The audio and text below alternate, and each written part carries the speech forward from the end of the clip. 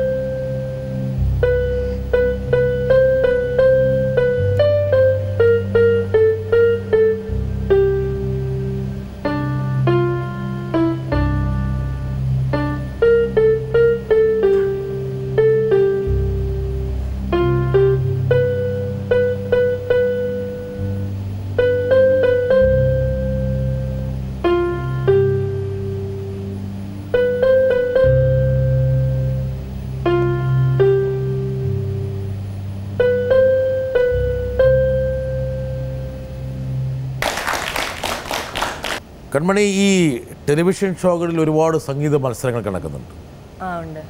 കൺമണി അവിടെ കൈവച്ചല്ല കാല് വെച്ചു. എന്തായിരുന്നു അനുഭവം? ഭയങ്കര സന്തോഷമുണ്ടായിരുന്നു. നമ്മൾ ഈ ലെവലിലൊന്നും എത്തിപ്പെടാൻ നമ്മൾ ഒരിക്കലും വിചാരിച്ചിട്ടില്ല. അന്നേരം ഈ TV ഷോയിലൊക്കെ പങ്കെടുക്കുമ്പോൾ, പ്രത്യേകിച്ച് JB ജംഗ്ഷനിൽ പങ്കെടുക്കുമ്പോൾ വളരെയധികം സന്തോഷമുണ്ട്. അങ്ങനെ സൂചിപ്പിക്കേണ്ട കാര്യമൊന്നുമില്ല.